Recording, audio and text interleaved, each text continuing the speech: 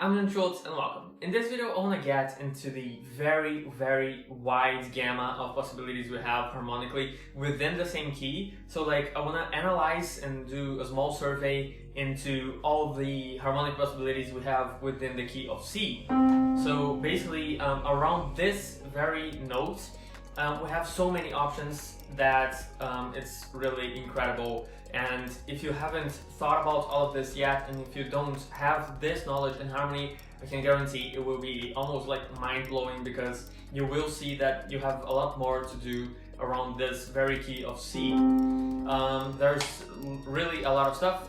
If you haven't yet, I would recommend you watch my last video, which is also about harmony. I get into other things. It's like how to come up with harmonies by ear. Now I want to get a little bit more technical into that, because I had like really great feedback in that last video, so I want to get a little bit more technical. Okay, so if you have no knowledge in music theory and if you don't know what scales are, please search on YouTube about scales. So if you think about the C major scale, like we have basically 7 chords that are present in there if you combine all those notes. So like a chord is basically a grouping of notes. And most chords, or the most common chords we can find in the harmony, are built on thirds. So it means that we have a C, for example, or any note, but let's use a C in this case. We have a C, then we go a third up, so like 1, 2, 3, we have C, E, and then another third up, E, F, G, and then we have the fifth. This creates basically a chord. This is a C major chord. And this is built on the C major scale, for example.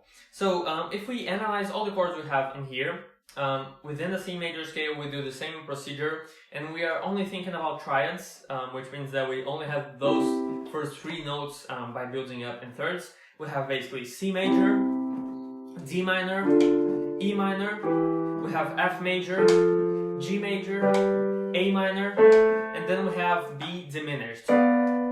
And then we are back at C major. Sorry. Yeah, so that's basically it. This already presents us with 7 notes out of the 12 notes present in the chromatic scale. We have basically C, D, E, F, G, and then A and B, which amounts to 7 notes. We still have 5 more notes which haven't been used, so perhaps we can explore a bit into that. A very simple way of expanding on it is we can borrow chords from the minor mode. So basically if we say we are in C major, we are using the major mode.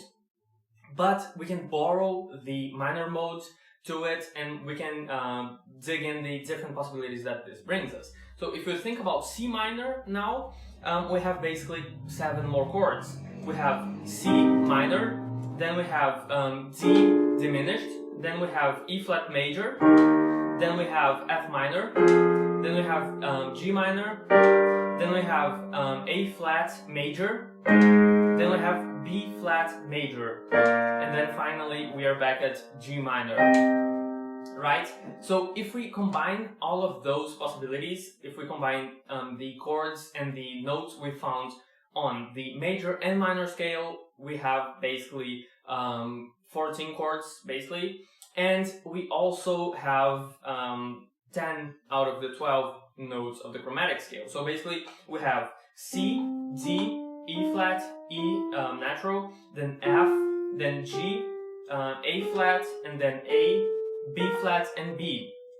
The 2 notes we still haven't used are basically F sharp or G flat, and D flat or C sharp. So we basically have expanded and doubled our possibilities in terms of chords, and we have used pretty much all the notes of the scale. Something that will expand a whole lot the way this works is like is a concept called Picardy thirds. Basically, a Picardy thirds is when you have a minor chord that you decide to play it major. So if we think about, for example, C minor, we can perhaps choose to play it C major just because we want to. Right, so like if we have an instance in which a chord would normally be a minor chord, so for example we have an A minor chord within the context of C, right? So we have C major, and then we have a A minor chord, we could actually expand this by simply playing an A flat major, right? So this is basically a possibility. We can choose to do that.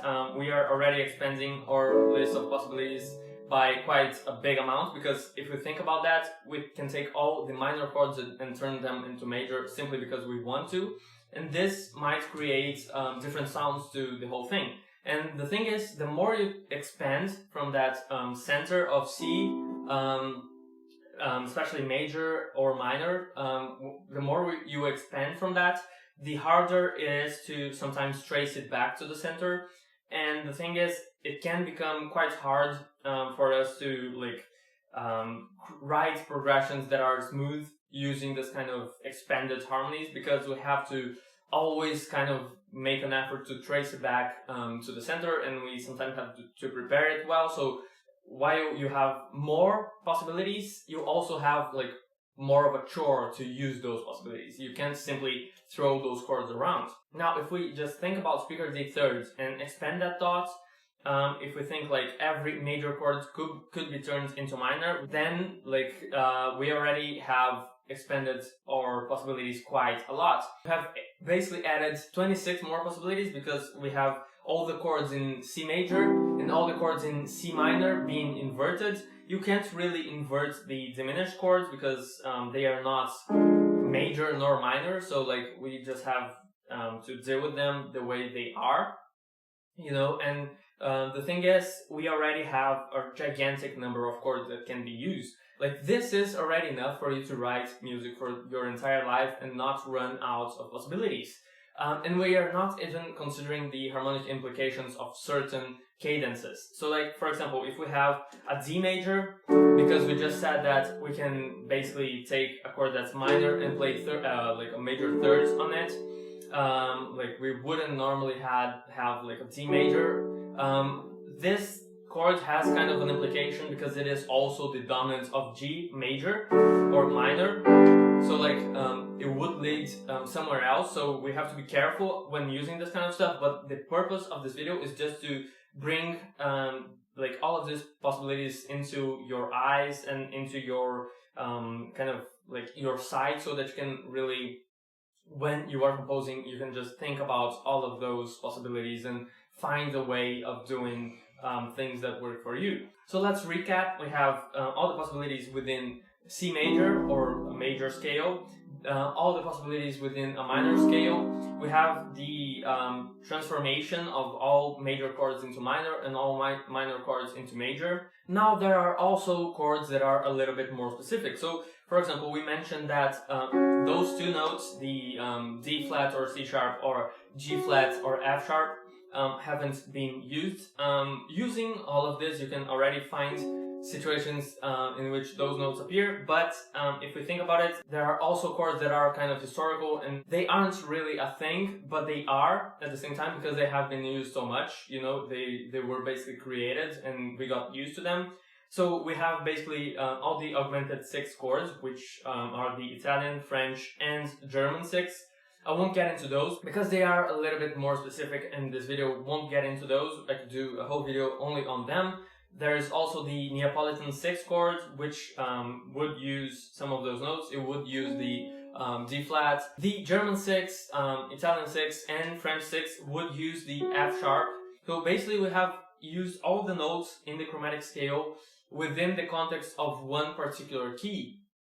So we're not even talking about modulating, about heading towards different keys. We're literally just talking about using one key center and applying a lot of different harmonic possibilities, all relating to this harmonic center. If you think that you can have basically 12 different keys, or 12 different centers, and that's not even saying major or minor, you have basically 12 notes that you can call your root or your home key, right?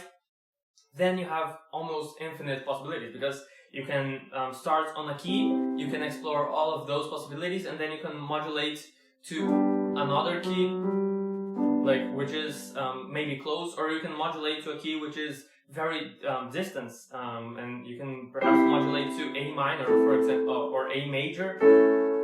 That would be a very interesting modulation there are all sorts of things that you can do using all of those. And the thing is, if you have harmonic knowledge, like if you have theory knowledge in music harmony, then there's a lot that you can do with those chords, because you already know like how they work more or less. So you can try to expand your knowledge by trying to analyze each chord that you come up with. But also, if you don't have theory knowledge, you can like take all of this and try to see what sounds good by ear, which is basically what I talked in the last video. And in the last video, I came up with kind of an explanation on how to harmonize a melody by seeing what note is being played in the melody and then seeing what chords fit beneath it.